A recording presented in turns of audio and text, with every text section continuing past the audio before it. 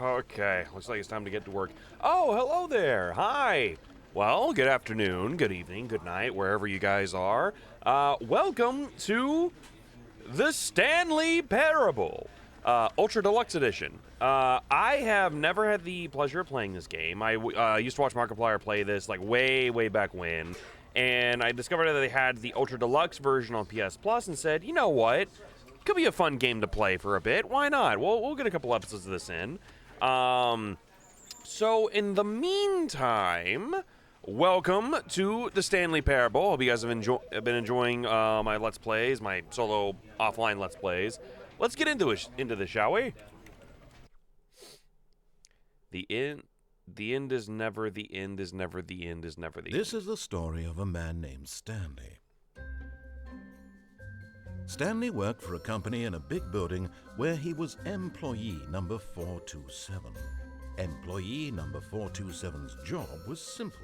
He sat at his desk in room 427 and he pushed buttons on a keyboard. Orders came to him through a monitor on his desk, telling him what buttons to push, how long to push them, and in what order. This is what employee 427 did every day of every month of every year. And although others might have considered it soul-rending, Stanley relished every moment that the orders came in, as though he had been made exactly for this job. And Stanley was happy. And then one day, something very peculiar happened. Something that would forever change Stanley. Something he would never quite forget. He had been at his desk for nearly an hour when he realized that not one single order had arrived on the monitor for him to follow. No one had showed up to give him instructions, call a meeting, or even say hi. Never in all his years at the company had this happened, this complete isolation. Something was very clearly wrong. Shocked, frozen solid, Stanley found himself unable to move for the longest time.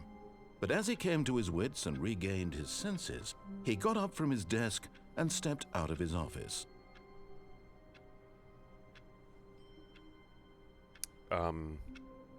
Is this the game now? Am I playing the game now, or?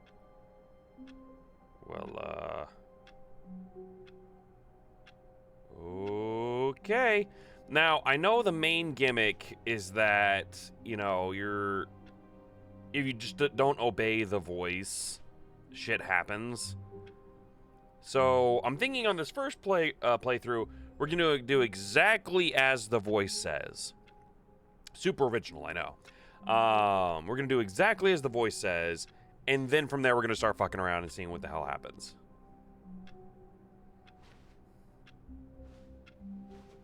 All of his co-workers were gone. What could it mean? Stanley decided to go to the meeting room. Perhaps he had simply missed a memo.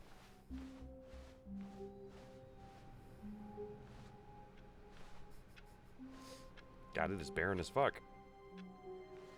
I also hate Mondays. The Monday scaries, if I'm being honest. When Stanley came to a set of 2 open doors, he entered the door on his left.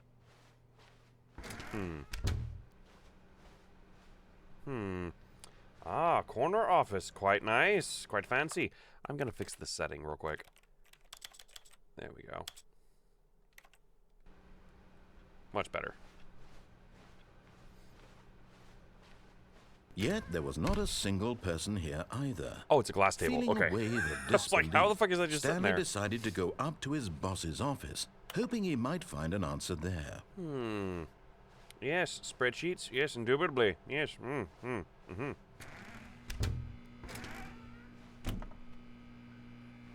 Stanley stepped into the broom closet, but there was nothing here, so he turned around and got back on track.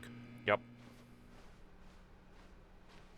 Coming to a staircase, Stanley walked upstairs to his boss's office. Ooh, nice and cozy. To be rich, is it a crime? To commit crimes, isn't it rich? What a life it would be to have to pick just one. I feel like that's a commentary on late-stage capitalism, but I'm not certain. What's in this door? Okay. Well, Stepping my into boss his isn't manager's here either. office, Stanley was once again stunned to discover not an indication of any human life. Shocked, unraveled, Stanley wondered in disbelief who orchestrated this. What dark secret was being held from him? What he could not have known was that the keypad behind the boss's desk guarded the terrible truth that his boss had been keeping from him. And so the boss had assigned it an extra secret PIN number. 2845. But of course, Stanley couldn't possibly have known this. Yet incredibly, by simply pushing random buttons on the keypad, Stanley happened to input the correct code by sheer luck. Amazing. He stepped into the newly opened passageway.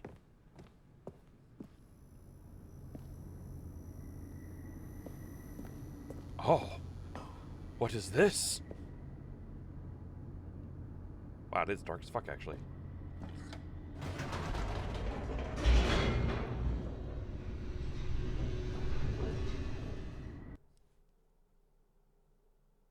There's like over 285 endings in this game, I think. Stanley Something like that. realized he felt a Something bit stupidly peculiar. wild. It was a stirring of emotion in his chest, as though he felt more free to think for himself, to question the nature of his job. Why did he feel this now, when for years it had never occurred to him? This question would not go unanswered for long. Well, can't go back up. Or I wonder what would happen if you did try Stanley to go walked back up. straight ahead through the large door that read Mind Control Facility. I'm already seeing so many branching paths. I'm excited. So many of them. But again, we're just gonna do literally. The lights rose on an enormous room packed with television screens. What horrible secret did this place hold? Stanley thought to himself. Did he have the strength to find out? Well, even if he doesn't, I do. Yes. Lights. Now the monitors camera. jumped to life, their true nature revealed. Somebody got Each fired. bore the number of an employee in the building, Stanley's co-workers. The lives of so many individuals reduced to images on a screen, and Stanley, one of them, eternally monitored in this place where freedom meant nothing.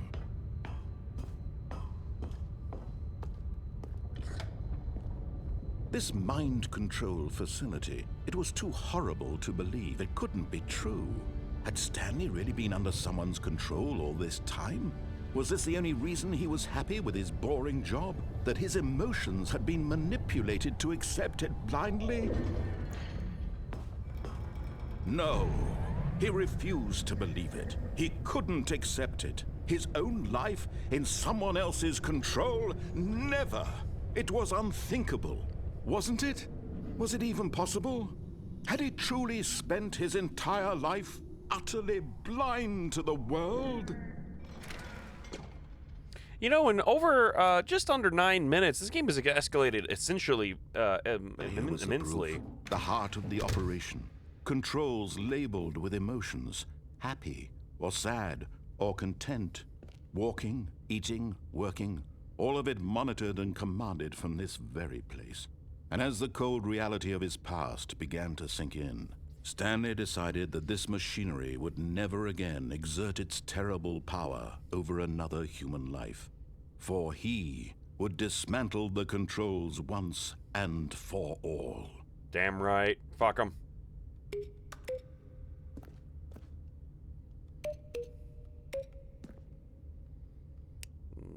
No fucking clue. I also cannot see. General. Where's collectibles? No, where's the brightness setting? Oh, god damn it.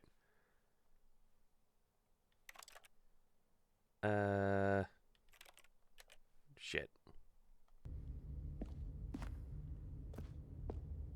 Oh, you know what? Okay, that works out. Facility power. It's so clearly labeled. Oh! Oh my.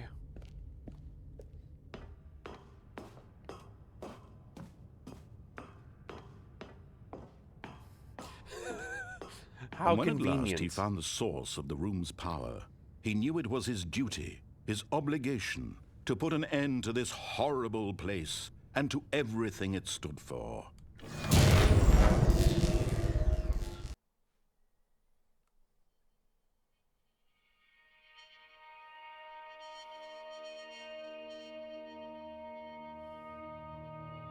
Blackness and a rising chill of uncertainty. Was it over? Yes! He had won! He had defeated the machine, unshackled himself from someone else's command. Freedom was mere moments away. And yet, even as the immense door slowly opened, Stanley reflected on how many puzzles still lay unsolved. Where had his co-workers gone? How had he been freed from the machine's grasp? What other mysteries did this strange building hold?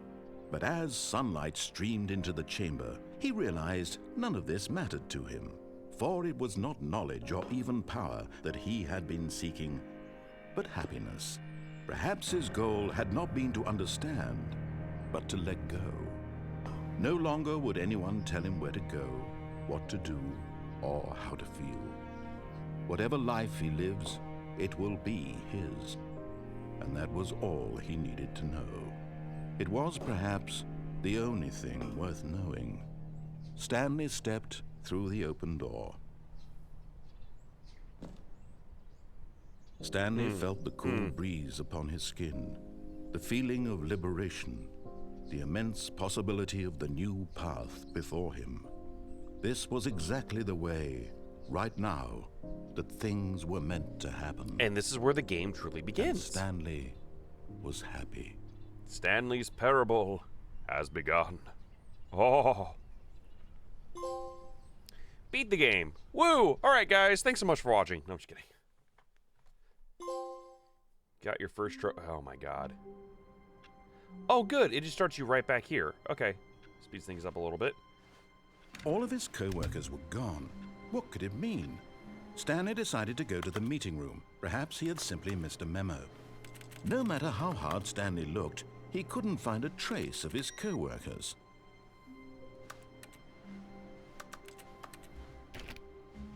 Stanley went around touching every little thing in the office, but it didn't make a single difference. Nor did it... Oh, please. Are you really just doing this for the trophy? Oh! Click a door 5 times? Is that all you think a trophy is worth? No. I can't just give these merits away for such little effort. A measly 5 clicks? Now, suppose you were to click the door 20 times. I would say that's the kind of effort that warrants recognition. Alright, bet.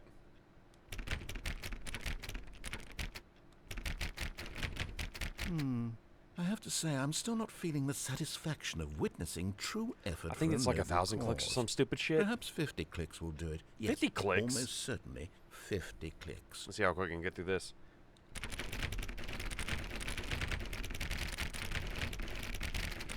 No. I'm still not feeling it. I want this trophy to have meant something. It has to be a true reward for valiant effort. I want to see some hustle, Stanley. I want to see commitment, a willingness to go all the way no matter the cost. I'm your Why man. don't you I'm go a married put 20 man, no clicks less. into door number 417. 417? What the fuck? Yeah. Fuck is door 417? Oh, well.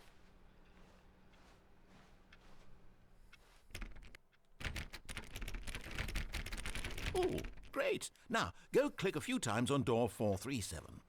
I think it's back the way I came. Excellent. I think we're getting somewhere. Now, door 415. Let's give it 10 clicks or so. This voice actor had way too much fucking fun with this. A 415, he said, right here. Now, back to door number 437. I love that this is just a fucking commentary on trophies as a whole anyways. Let's see. How about you click on, well, I don't know, the copy machine? All right, back to room 417. I'm really feeling it now. I think we're getting somewhere. Awesome. I'm feeling the heat. I'm really feeling it. Okay, now go climb on employee 419's desk. How would I do that?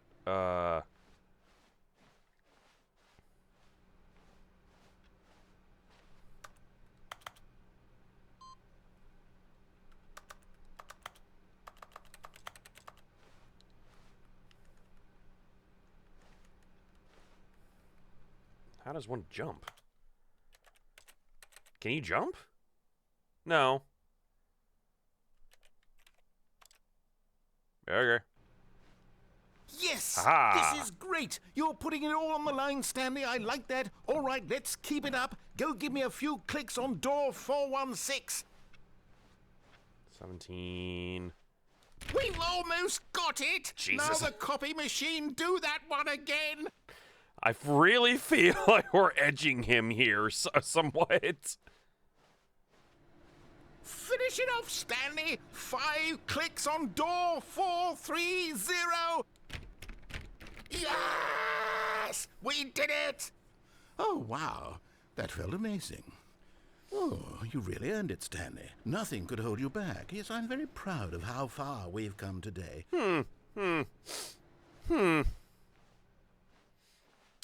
Let's see. Okay, so this computer over here is set at waiting input.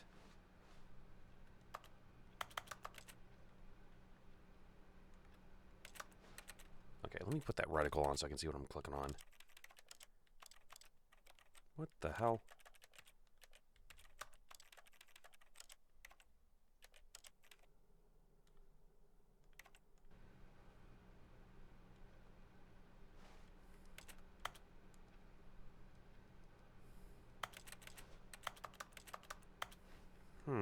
Okay.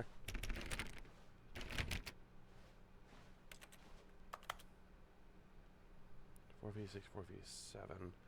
All right. Well, I'm just gonna keep an eye on that shit because now that we're in full fuck around and find out mode, should be able to. When Stanley came to a set of 2 open doors, he entered the door on his left. Let's see what's down this route.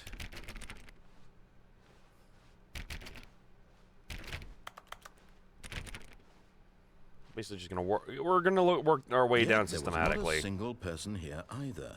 Feeling a wave of disbelief, Stanley decided to go up to his boss's. Oh no! Oh no! No! No! No! No! No! No! No! No! Not again! I won't be part of this. I'm not going to encourage you. I'm not going to say anything at all. I'm just going to be patient and wait for you to finish whatever it is you enjoy doing so much in this room. Please take your time. Also, what the, what am I clicking on? What was that clicky sound? There's nothing clicky in there. Okay, going up, Coming going to a down. Staircase, Stanley walked upstairs to his boss's office. Nope.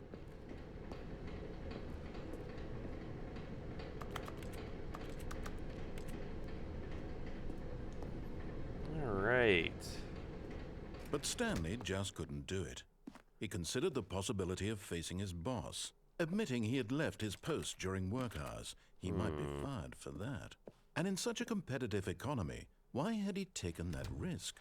All because he believed everyone had vanished? His boss would think he was crazy.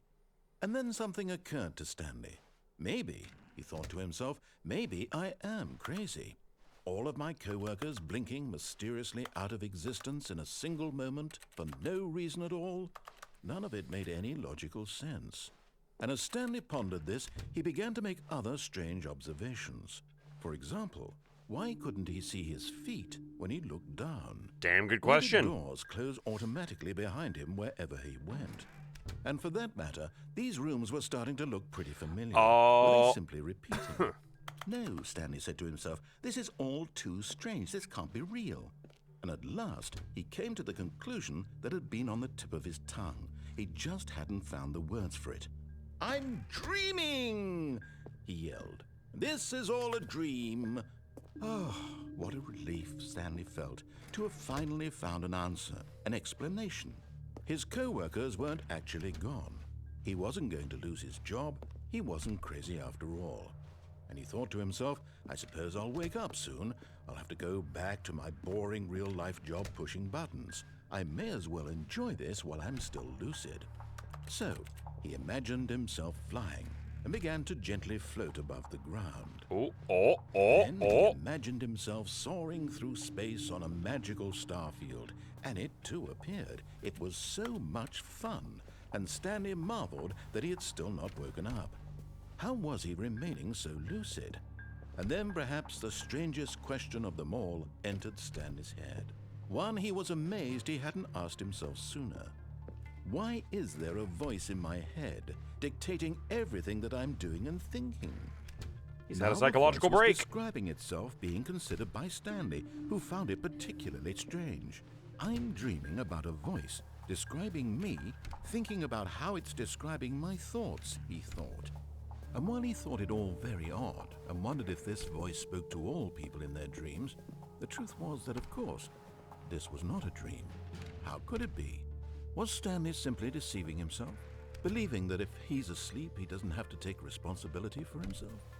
Stanley is as awake right now as he's ever been in his life. Now, hearing the voice speak these words was quite a shock to Stanley. After all, he knew for certain, beyond a doubt, that this was in fact a dream. Did the voice not see him float and make the magical stars just a moment ago? How else would the voice explain all that? This voice was a part of himself too. Surely, if he could just... He would prove it. He would prove that he was in control, that this was a dream. So he closed his eyes gently, and he invited himself to wake up. He felt the cool weight of the blanket on his skin, the press of the mattress on his back, the fresh air of a world outside this one. Let me wake up, he thought to himself. I'm through with this dream. I wish it to be over. Let me go back to my job. Let me continue pushing the buttons. Please, it's all I want. I want my apartment and my wife and my job. All I want is my life exactly the way it's always been. My life is normal. I am normal. Everything will be fine. I am okay. Yes. Yes. Oh no! Stanley began screaming. Please, someone, wake me up. My name is Stanley. I have a boss. I have an office. I am real. Please, just someone tell me I am real. Oh God, everything's turning red. Oh no! Can anyone hear my voice? Who am I? Who am I? And everything went black. And welcome to the back rooms. This is the story of a woman named Mariella. Wait, what? Mariella woke up on a day like any other. She arose, got dressed, gathered her belongings, and walked to her place of work. But on this particular day, her walk was interrupted by the body of a man who had stumbled through town talking and screaming to himself, and then collapsed dead on the sidewalk. And although she would soon turn to go call for an ambulance, for just a few brief moments, she considered the strange man. He was obviously crazy. This much she knew. Everyone knows what crazy people look like. And in that moment, she thought to herself how lucky she was to be Crazy. normal. I am sane. I am in control of my mind. I know what is real and what isn't. Well, good It was for comforting to you. think this, I was and in high some on ways, ketamine. this man made her feel better. But then she remembered the meeting she had scheduled for that day. The very important people whose impressions of her would affect her career, and by extension, the rest of her life. She had no time for this, so it was only a moment that she stood there, staring down at the body. And then she turned and ran. Yeah, that checks out. Absolutely checks out. I mean, how else would you react to something like that, you know? The ramblings of a madman who claims, oh God, we're back! Well, I think that's a good place to cut it off for now. So, if you like this, the recording so much, thank you so much for watching. I hope you really enjoyed it. I will catch you all in the next video as you dive even deeper into the parable of Stanley Ultra Deluxe. Thanks so much for watching. Bye-bye.